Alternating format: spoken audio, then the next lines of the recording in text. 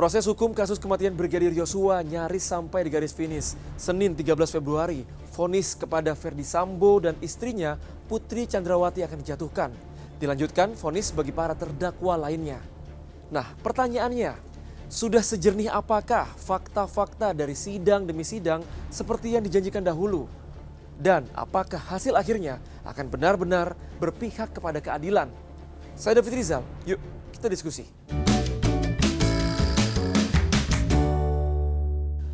Pengungkapan fakta kematian Brigadir Yosua sudah berjalan sekitar 5 bulan.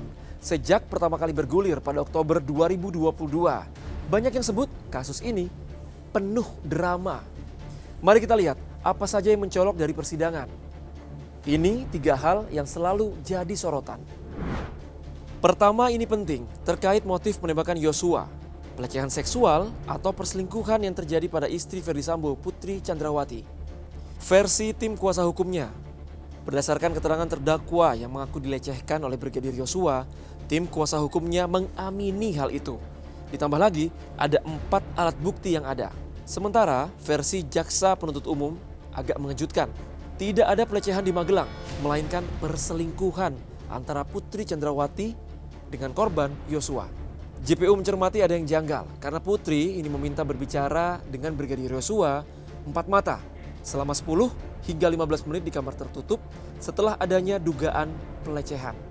Kedua, soal Ferdy Sambo yang perintahkan menembak Brigadir Yosua. Dalam persidangan pada Selasa 27 Desember 2022, kuasa hukum menekankan bahwa Ferdy Sambo memerintahkan Eliezer untuk menghajar, bukan menembak Brigadir Yosua. Tapi dalam sidang, Eliezer ini membantah. Ia menyatakan dirinya diperintah oleh Ferdy Sambo untuk membunuh Yosua, bukan menghajar. Dan akhirnya Ferdy Sambo mengaku mengeksekusi Yosua. Yang juga jadi sorotan di persidangan, soal Ferdy Sambo ikut atau tidak ikut menembak Yosua. Kuasa hukum terdakwa bilang Ferdy Sambo ini tidak ikut menembak Yosua. Ini berdasarkan keterangan saksi ahli balistik dan DNA yang dihadirkan di persidangan. Sementara versi JPU, setelah Eliezer menembak korban Brigadir Yosua hingga terjatuh, Ferdy Sambo menghampiri dan kembali menembak Brigadir Yosua.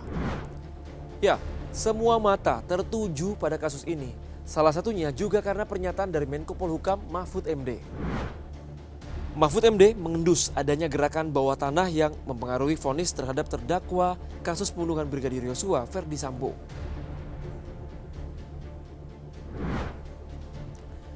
Pekan depan akan menjadi saat yang mendebarkan bukan hanya bagi para terdakwa dan juga keluarga korban saja, tapi seluruh warga Indonesia yang juga menanti.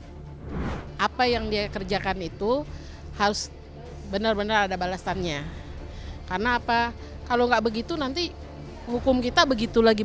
Kalau Sambo itu memang orang kuat ya, tapi sekuat-kuatnya politik atau Mas Sambo itu ya tetap harus diadili atau harus ke hukum yang seadil-adilnya.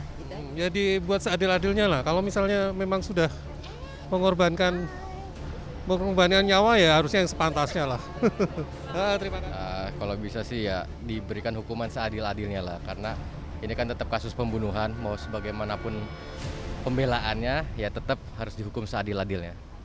Sebenarnya harapannya besar banget sih Mbak dari kasus ini, apalagi kasusnya udah panjang banget ya, kita udah nunggu-nunggu banget sampai bener-bener rasanya kayak ini gimana sih hukum di Indonesia. Jadi harapannya harus bener-bener semoga ini dihukum seadil-adilnya karena menyangkut orang banyak juga. Tapi gimana ya, pakar hukum menilai sidang putusan untuk para terdakwa? Menurut saya akan lebih ringan. Kelimanya Ya. Pak? Untuk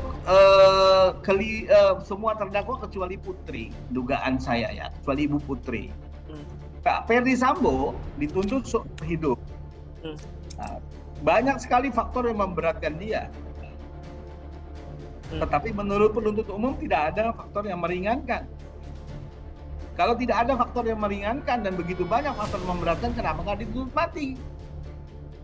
Ini menurut saya secara diam-diam penuntut umum memberi kesempatan kepada hakim untuk menggunakan faktor-faktor yang meringankan Ferdy Sambo sebagai dasar untuk memutus lebih rendah.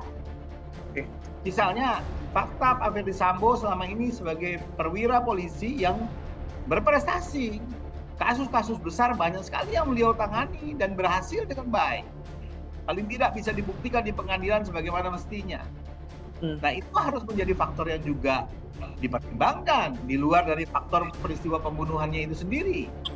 Jadi, menurut pendapat saya, akan ada faktor yang meringankan yang disampaikan oleh majelis hakim yang menyebabkan vonis akan di bawah tuntutan. Bagaimana dengan terdakwa yang juga sekaligus justice kolaborator, Barada Eliezer? Apakah kejujurannya bisa meringankan vonis hakim? Atau pengorbanan Eliezer untuk mengungkapkan kebenaran hanya akan sia-sia saja? Sisi Richard sebagai justice kolaborator kan cuma post factum istilahnya. Semua keadaan yang ada setelah pembunuhan itu terjadi.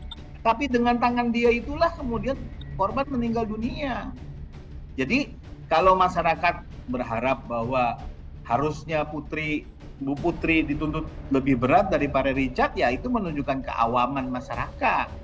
Coba lihat apa yang dilakukan Putri sehingga kemudian menyebabkan matinya korban. Yang terungkap di persidangan yang banyak adalah terkait dengan perannya setelah peristiwa. Ikut menawarkan sejumlah uang kepada Richard, kepada Kuat, kepada Ricky. Itu kan post factum sifatnya setelah perbuatan dilakukan. Tapi pada peristiwa pembunuhannya itu sendiri, terjadi peristiwa pembunuhan itu sendiri, itu tidak terungkap di persidangan apa perannya Ibu Putri. Katakan Richard Eliezer itu justice kolaborator, justru dia sudah sangat baik diperlakukan oleh penuntut umum ketika dituntut 12 tahun. Kalau tidak dipertimbangkan atau tidak terkait dengan posisinya sebagai justice kolaborator, dia tentu bisa dituntut sama dengan Verdi Sambo. Nah, di sini justru sekali lagi masyarakat melihatnya secara awam, tapi hukum melihatnya secara berbeda. Hakim memiliki tanggung jawab besar untuk memutuskan sebuah perkara. Ia tidak hanya bertanggung jawab kepada hukum, tetapi juga bertanggung jawab kepada dirinya sendiri dan yang paling penting kepada para pencari keadilan. Ya, bisa dibilang hakim adalah wakil Tuhan. Lanjut di kolom komentar. Sampai jumpa di diskusi selanjutnya.